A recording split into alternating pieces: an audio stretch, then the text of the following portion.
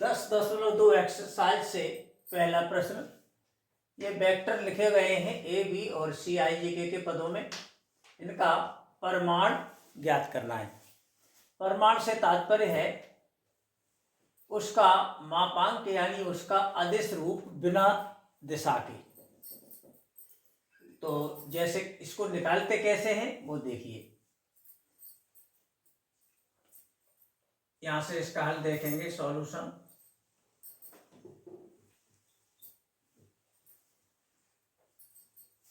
तो पहले ए वेक्टर का परिमाण, इसको लिखते कैसे हैं वो देखिए। ए का परिमाण, इसे मॉड ए बोलते हैं और ऐसे लिखते हैं, इसे पढ़ते हैं मॉड ए। पूरा नाम modulus of vector A, short में मॉड ए कह देते हैं। इसको निकालते कैसे हैं ये तो रहा, लिखते कैसे हैं। अब निकालते कैसे, अंडर रूट लगाते हैं और आई और जे के जो गुणांक हैं उनका वर्ग करके जोड़ते हैं। जैसे इसमें आई का गुणांक कोई नहीं है तो एक तो होता ही होता है 1 स्क्वायर। जे का गुणांक देखते हैं यहाँ पर, ये जे अकेला है तो ये भी 1 हो गया। के भी धन का 1 हो गया, इसका गुणांक के का।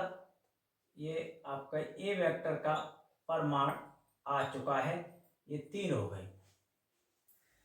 परिमाण का एक मतलब भी ये तो रहा, निकालते कैसे हैं इसका मतलब आपको बता दें। जैसे ये मान लो आई जे और के, ये आता कब है जब किसी बिंदु के निर्देशांक 1,1,1 हो। जैसे कोई ए बिंदु है और इसके निर्देशांक 1,1,1, ए बिंदु के निर्देशांक है, ए बिंदु यहाँ देखें, इसके निर्देशांक 1,1,1 हैं। तो मूल बिंदु से मिलाने वाला वेक्टर ओए हो जाएगा इतना, आई प्लस जे प्लस के, इन्हीं में आई ए के रूप में गुणा कर देते हैं।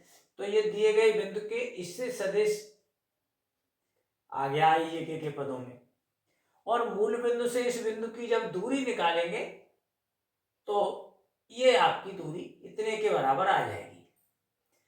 तो इसका मतलब ये हो गया, किसी वेक्टर का परिमाण होता है यदि उस वेक्टर को एक बिंदु के निर्देशांक मान लें तो मूल बिंदु से दूरी वही उसका परिमाण होता है। तो ये ए वेक्टर का परिमाण है। इसी तरह हम बी वेक्टर के परिमाण को ज्ञात करेंगे, फिर सी वेक्टर के परिमाण को निकालेंगे। देखें, अब बी वेक्टर के परिमाण को ऐसे लिखेंगे, मॉड बी, अंडर रूट लगाएंगे और आई जे और के जो भी गुणांक हैं वर्ग करके जोड़ देंगे। जैसे आई का गुणांक बी वेक्टर में 2, जे का गुणांक -7 और के का गुणांक -3, ये जोड़ दीजिए वर्ग करके, कुछ न कुछ आ ही जाएगा। 4, 49 और 9 जोड़ दीजिए, 49 और 9 58 और 4 62। ये बी वेक्टर का परिमाण हो गया। अब सी वेक्टर का परिमाण भी निकालेंगे, तो वो भी अंडर रूट लगा के, तो ये वर्ग करके आई के गुणांक को वर्ग करेंगे, जे के गुणांक एक ही है सबके, ये माइनस का है तो वर्ग हो गया उतना ही, वो भी प्लस का ही आ जाएगा क्योंकि वर्ग प्लस होता है सबका। ये सबके 1/3 हो गए और वो भी 3 बार हो गया 1/3। इसको कहते हैं 3 टाइम या 3/3 यानी 1। ये भी कह सकते हैं कि ये जो वेक्टर है इसका परिमाण हमने 1 निकाला है तो इस वेक्टर को हम इकाई सदिश कह सकते हैं। जिनके परिमाण 1 होते हैं वो सदिश इकाई सदिश होते हैं। इस तरह से ये प्रश्न नंबर 1 में 3 वेक्टर दिए थे, तीनों वेक्टरों के ये परिमाण निकाले गए। प्रश्न पूरा हो चुका है। धन्यवाद।